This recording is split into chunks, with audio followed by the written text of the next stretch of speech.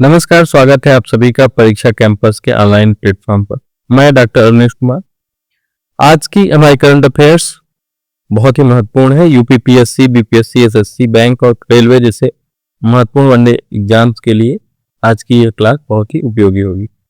आज की क्लास में हम लोग खेलो इंडिया विंटर गेम्स, राष्ट्रीय विज्ञान दिवस, प्रधानमंत्री जी की इजराइल यात्रा, हेलीकॉप्टर प्रचंड के द्वारा राष्ट्रपति मुर्मू ने उड़ान भरी है उसको देखने का प्रयास करेंगे। अंतरिक्ष सुरक्षा से संबंधित महत्वपूर्ण गाइडलाइंस जारी की गई है। मेइटी और यूएन वुमेन ने एक बुक लॉन्च किया है, एआई कैश बुक। और पूर्वी तटीय औद्योगिक गलियारा को देखेंगे जो भी बजट 2026-27 में इसकी घोषणा की गई है। तेलंगाना पुलिस के द्वारा ऑपरेशन क्रैकडाउन शुरू किया गया है। अभ्यास कलारी लीप को देखेंगे जो कि भारतीय वायुसेना का प्रदर्शन है। जल शक्ति मंत्रालय द्वारा जल महोत्सव की खबर को देखेंगे। चंद्रशेखर आजाद के 95वें बलिदान दिवस तथा पुडुचेरी के सीडीबीसी आधारित फूड सब्सिडी लॉन्च पुडुचेरी ने किया है, इससे संबंधित महत्वपूर्ण खबरों को देखेंगे। तो चलिए विस्तार से शुरू करते हैं। खेलो India winter game 2026।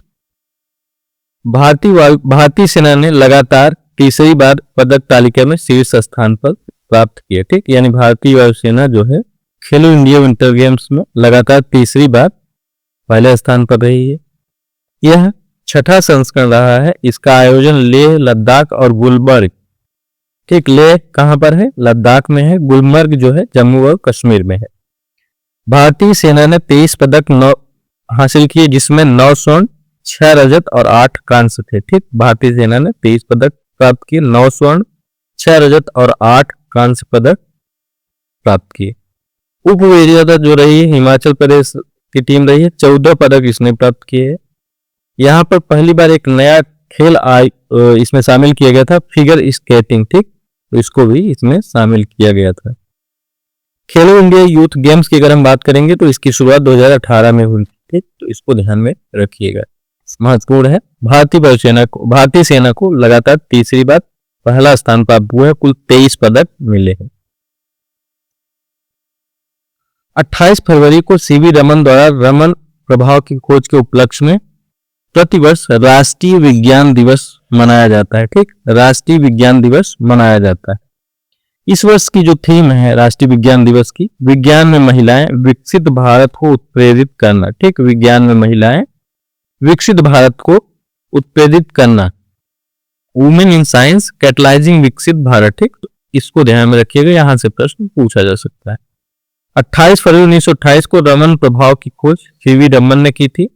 CV Raman को 1930 में भौतिक का नोबेल पुरस्कार मिला था। पहली बार राष्ट्रीय विज्ञान दिवस 1987 में मनाया गया था। 2025 की क्या थीम थी? विकसित भारत के लिए स्वदेशी तकनीकी थी। ठीक, तो यह तो पूछा नहीं जाएगा, इसको छोड़िए। यही पूछा जा सकता है कि 2026 की थीम क्या है। चलिए आगे देखते हैं। यह तो हम लोग कल वाले न्यूज में देख लिए थे। प्रधानमंत्री जी इजराइल गए थे, वहां की संसद में संबोधन करने वाले पहले भारतीय हैं। ठीक, इनको speaker of the Knesset medal मिला था। इनको speaker of the Knesset medal भी मिला था। अमीर ओहाना जो कि नेसेट के अध्यक्ष थे, उन्होंने दिया था। वहां की संसद का नाम नेसेट है। ठीक, नेसेट वहां की संसद का नाम है। चलिए आगे देखते हैं।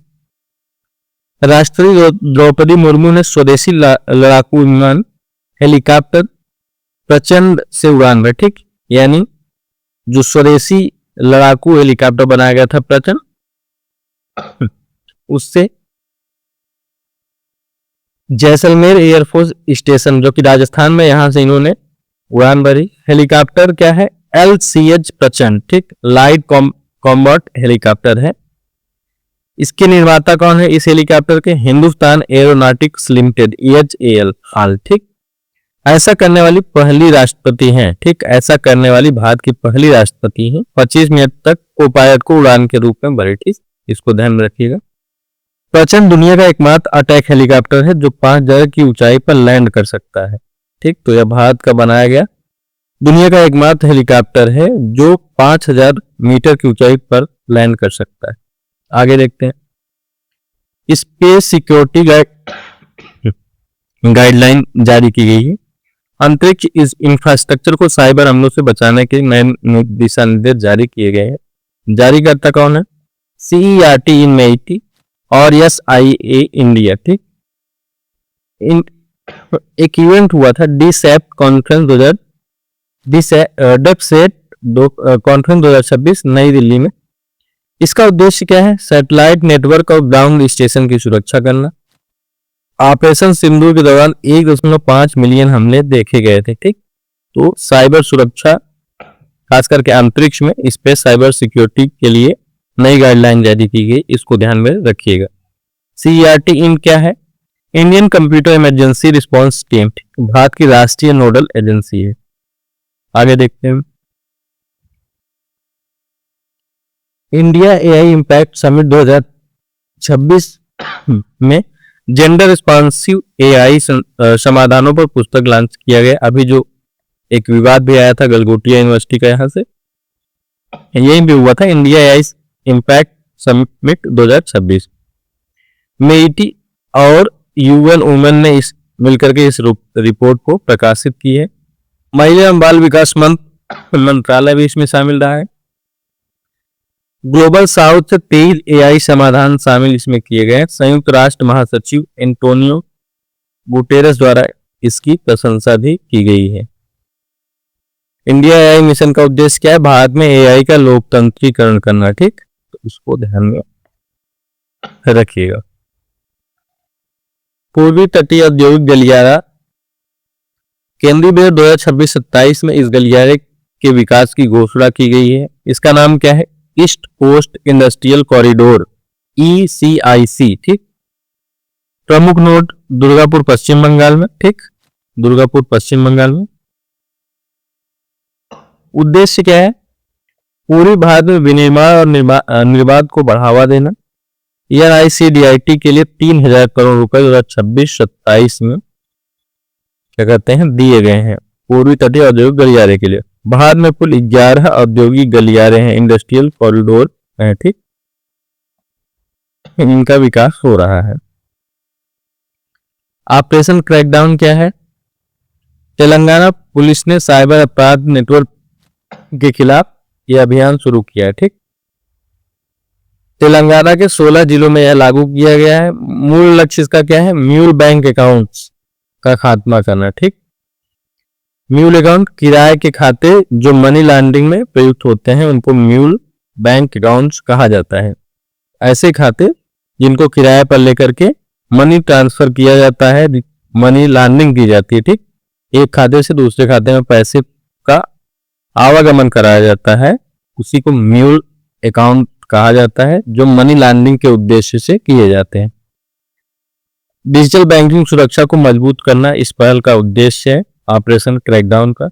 भारतीय साइबर अपराध समन्वय केंद्र गृह मंत्रालय के अधीन है। ठीक, तो इसको ध्यान में रखिएगा।